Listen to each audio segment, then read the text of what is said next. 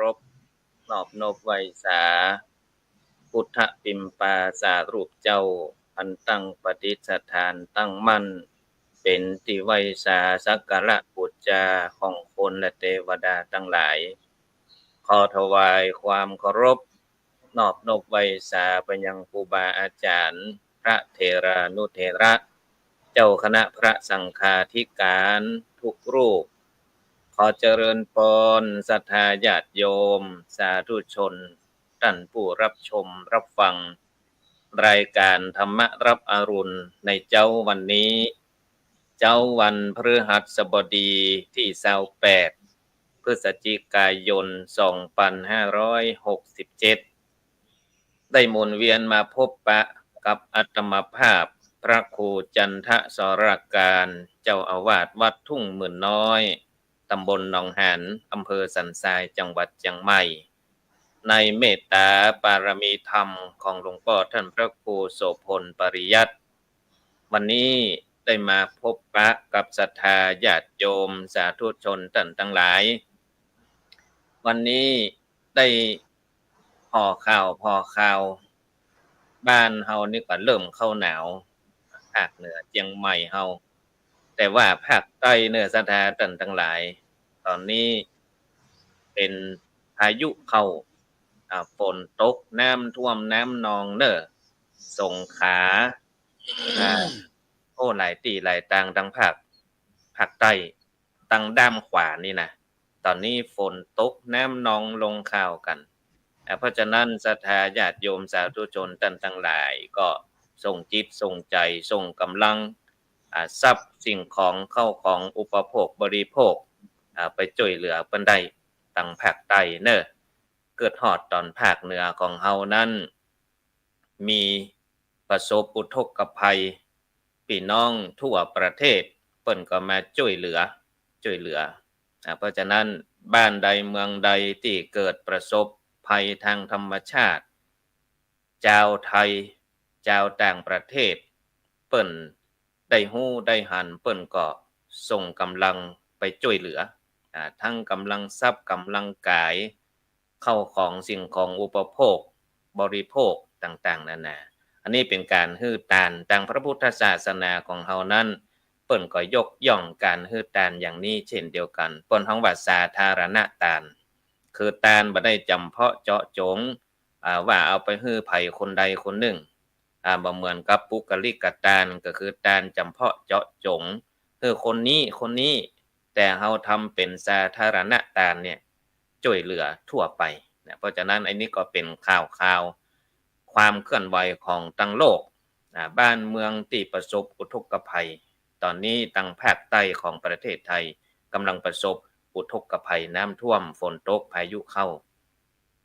ศรัทธาญาติโยมที่รับชมรับฟังอยู่ในขณะนี้ก็ที่เปิดขึ้นหน้าจอนี่ก็คือสามารถที่จะสนับสนุนคณะทำงานทำเป็นทีมทำนี่มี2อย่างทออำทำทอทหารสระอำก็คือทำกันเนี่ยนะทำเป็นทีมคือทำกันเป็นทีมเกาะกลุ่มลุมลากันและทำแถมตัวหนึ่งก็คือทอธงรอเรือมอม้าอันนี้ว่าทำเป็นทีมคือธรรมะเอามาเป็นทีมเกาะกลุ่มรุมลากันเพื่อที่จะถ่ายทอดธรรมะไปให้คณะศรัทธาญาติโยมได้รับทราบตอนนี้คุณโยมสุเมธทองวิสูตรนมัสการครับท่านพระครูสาธุอันนี้คุณโยมสุเมธทองวิสูตรเปิ้นก็เป็น FC รายการพระสงฆ์องค์ข้าเจ้าแต่ละตนแต่ละองค์ได้มานำธรรมะมานำเสนอก็เข้ามาร่วมรับชมรับฟังขออนุโมทนาเนอะคุณโยมสุเมธทองวิสูตรศรัทธาท่านทั้งหลายวันนี้คณะสงฆ์โดยเฉพาะคณะสงฆ์ภาคภาค7ก็มี3จังหวัดเชียงใหม่ลำพูนแม่ฮ่องสอนโดยมีเจ้าคณะพระสังฆาธิการทุกระดับชั้นตั้งแต่เจ้าคณะภาค7ซึ่งหมายมีหลวงพ่อพระพรหมเสนาบดีเจ้าคณะภาค7รองเจ้าคณะภาคแล้วก็เจ้าคณะจังหวัดรองเจ้าคณะจังหวัดเจ้าคณะอำเภอแล้วก็เลขาทุกระดับชั้น เปิ้นจะมีการประชุมคณะสงฆ์พระสังฆาธิการในภาค7วันนี้เปิ้นจะไปประชุมกันที่วัดป่าไม้แดงพระเจ้าพรหมมหาราชที่อำเภอชัยปราการนี่วันนี้ก็เป็นข่าวสารงานตั้งคณะสงฆ์บ่ายโมงเปิ้นจะประชุมกัน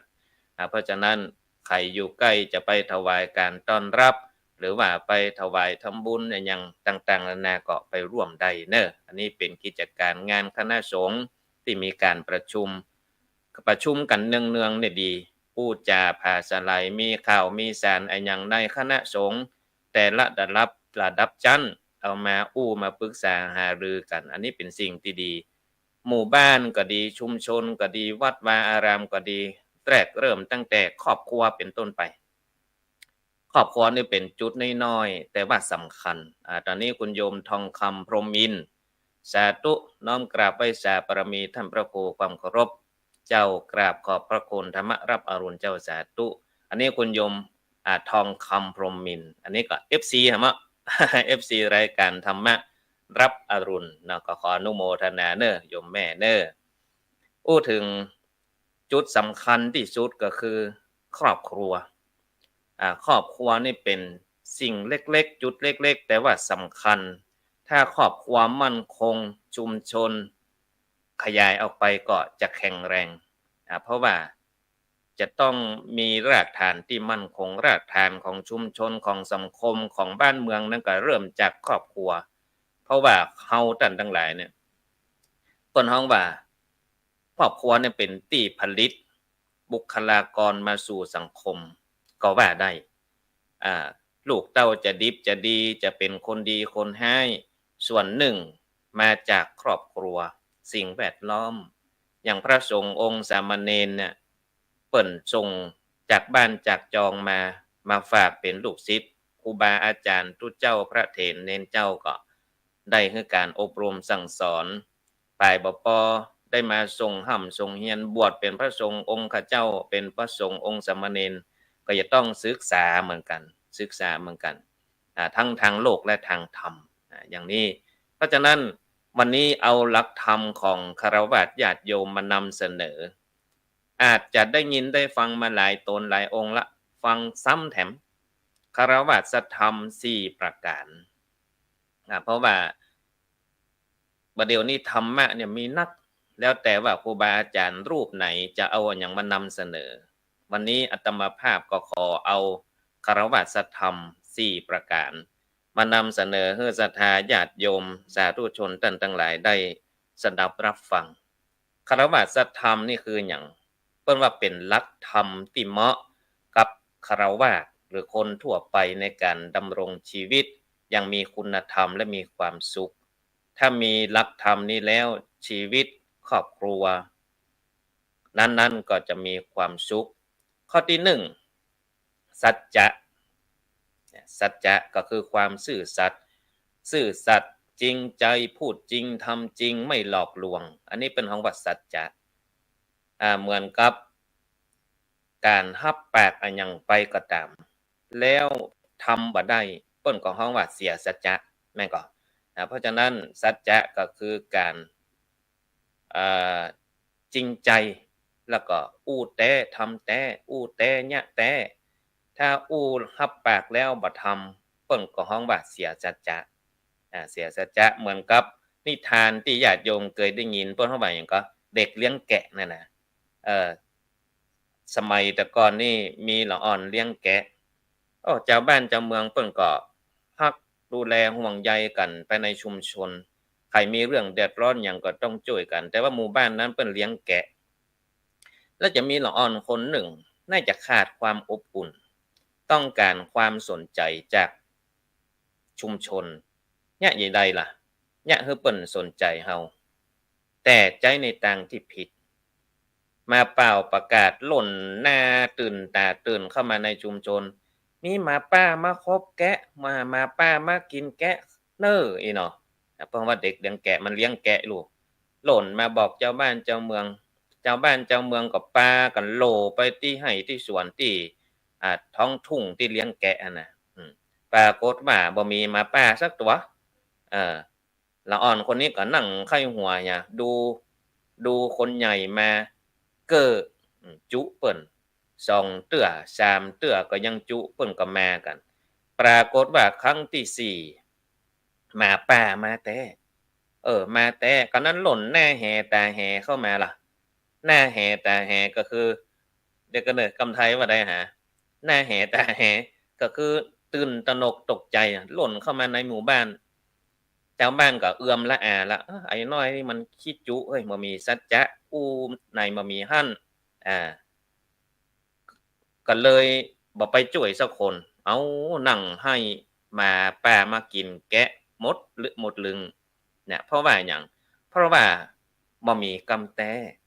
ไปอู้บ่มีสัจจะบ่ได้มีความจริงหาว่าหมาป่ามากิน2เตื้อ3เตื้อจุคนใหญ่ไปเก้อ คนใหญ่เปิ้นโอ้ฟังสะการสะงานไปช่วยเหลือปรากฏว่าโดนจุลนละอ่อนจุละอ่อนไข้หัวร้อยเหยาะนี่นะเทื่อที่4เอาล่ะแม่แต่ล่ะก็เลยบ่ได้สักกำก็เลยบ่ได้ไปช่วยเหลือตอนนั้นก็ละอ่อนก็โดนแกะแกะของละอ่อนนั่นก็คือโดนหมาป่ากินไปหมดเลยเนี่ยเพราะว่าหยังเพราะบ่มีสัจจะอู้ไหนมีหั่นยังไปยืมสตางค์เปิ้นนี่เนาะ ยืมสตางค์ว่าเดี๋ยวจะใช้ถึงจะนี้แล้วก็บ่นี้สักกำนี่น่ะเสียสัจจะไปแล้วแสดงว่าไปยืมครั้งที่2จะได้ก็บ่ได้ล่ะเพราะว่าเตือนแล้วยังบ่ใช้เนี่ยมายืมแหมล่ะเนี่ยบ่ฮื้อเนี่ยเอาที่ไหนมาใช้แหมอันนี้ก็เรื่องของสัจจะประการที่2ธรรมะการฝึกตนคือการควบคุมตัวเก่าบ่ฮื้อไปในทางที่ผิดต้องมีการข่มจิตข่มใจ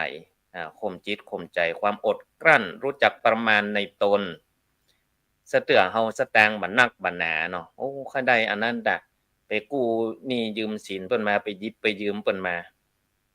แทนที่จะเอาไปใช้ประโยชน์อย่างอื่นเอาไป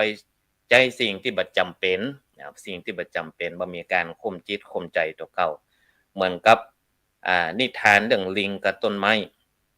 หน่อยไม้ลิงตัวหนึ่งเนี่ยหั่นผลไม้สุกอยู่บนต้นไม้แต่ว่าต้นไม้น่ะอยู่หิมหน้าผาอ่าลิงพยายามก็อดใจบ่ไปกระโดดกินเพราะว่ามันจะตกหน้าผาเนาะมันหมิ่นขนาดอะอดใจเอาไปเซาะกินต้นที่มันอยู่ไกลหน้าผาชีวิตก็รอดต้องก็อิ่มแต่ถ้ามันบ่ข่มจิตข่มใจหั่นผลไม้ล่อหน้าล่อตากระโดดขึ้นไปบุญบ่มีพีบ่โพดกิ่งไม้หักลงไปตกลงไปเนี่ยจะตายย้อนผลไม้ปลูกนั้นน่ะเนี่ยเพราะฉะนั้นลิงเนี่ยมีการข่มจิตข่มใจเนี่ยยกตัวอย่างให้หันชัดเจน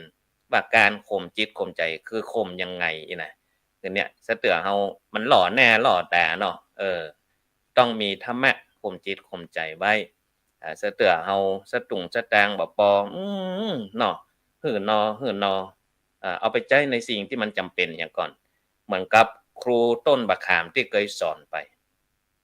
ต้องข่มจิตข่มใจไว้ให้มีนักมีหนาก่อนเขาก็กินเหมือนกับไปเก็บยอดบักขาม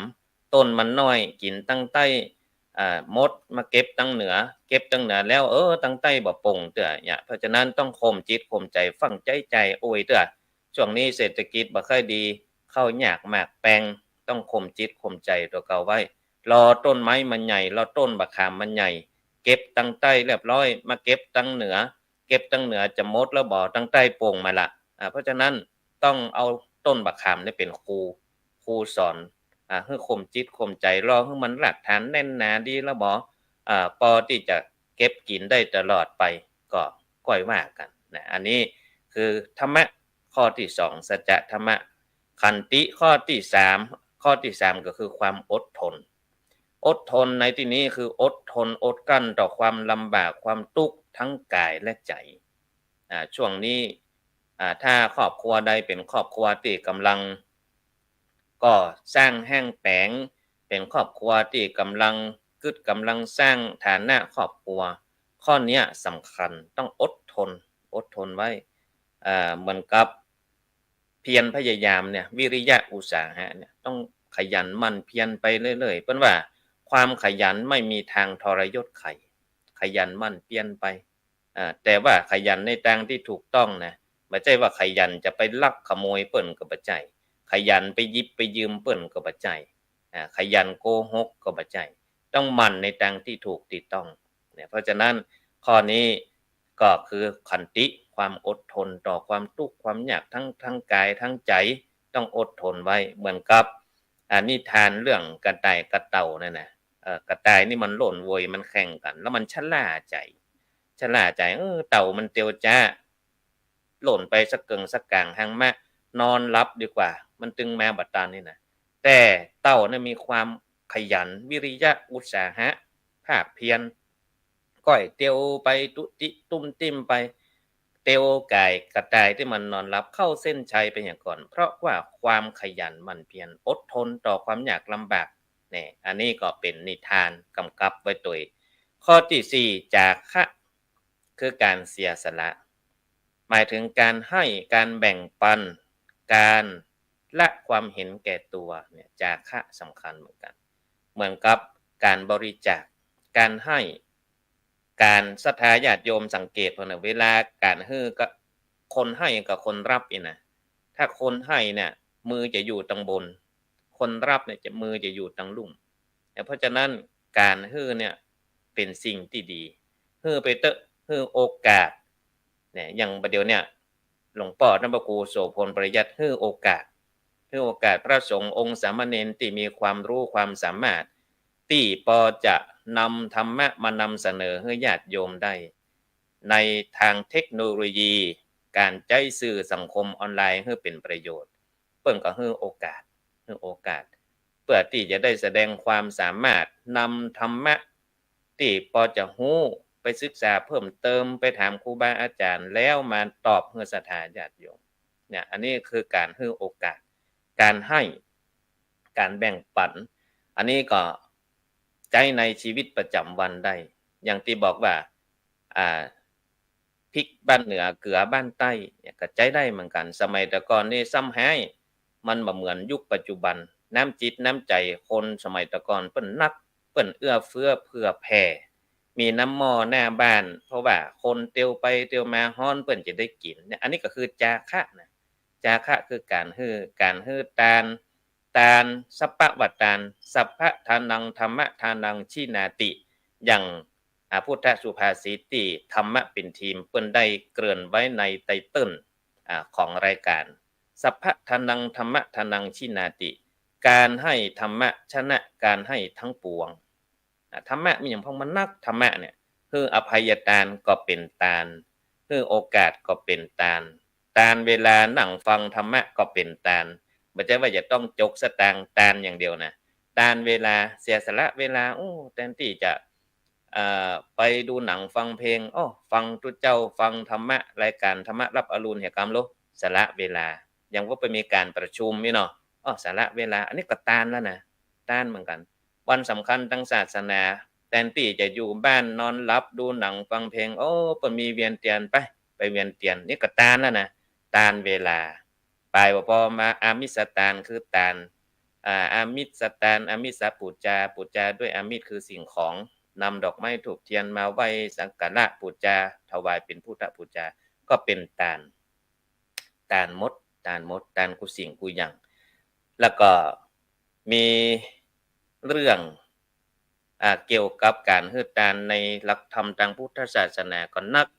แล้วก็การให้ทานส่วนมากก็จะอยู่ในหลักธรรมเกือบทุกรายการตั้งแต่อย่างในคารวะธรรมนี่เนาะจาคะการให้ทานในอย่างก็ที่แบ่งปันไปมาพูดจาจับใจช่วยเหลือกันไปนิสัยเป็นกันเองอันนี้ก็เป็นหลักธรรมเหมือนกันทานะก็อยู่ในหั้นเหมือนกันอันนี้เปิ้นฮ้องว่าหลักธรรมอย่างก็เดียวกันเด้อศรัทธาญาติโยมเนี่ยการให้ทานเหมือนกันนะมันอยู่ในอย่าง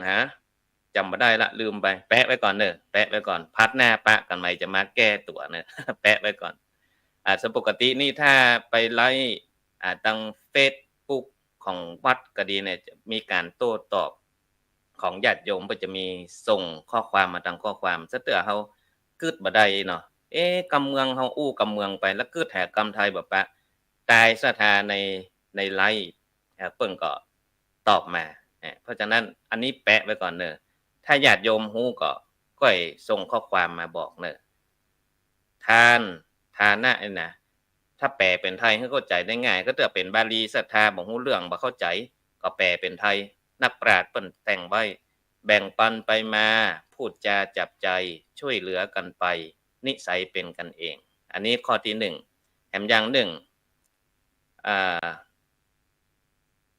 แบ่งปันไปมาพูดจาจับใจช่วยเหลือกันไปนิสัยเป็นกันเองอันนี้ก็เป็นหลักธรรมที่สามารถเอาไปใจได้ขอฝากกับศรัทธาญาติโยมสาธุชนท่านทั้งหลายแล้วก็ในช่วงนี้อากาศเปลี่ยนแปลงก็พยายามรักษาสุขภาพอู้ถึงเรื่องธรรมะแล้วก็ข่าวดังพระสงฆ์องค์ข้าเจ้าตลอดจนถึงน้อยนานทหารเก่าที่เปิ้นสิกขาลาเพศไปกึดถึงเรื่องนิทานนี้ได้เป็นเจี้ยธรรมะเนอะสถาเปิ้นฮ้องว่าธรรมะในบ้านธรรมาสในบ้านมีเรื่องเล่าอยู่ว่าก็จะมีเวลาเล่ามีเรื่องเล่าอยู่ว่ามีครอบครัวหนึ่งเป็นครอบครัวพออยู่พอกิน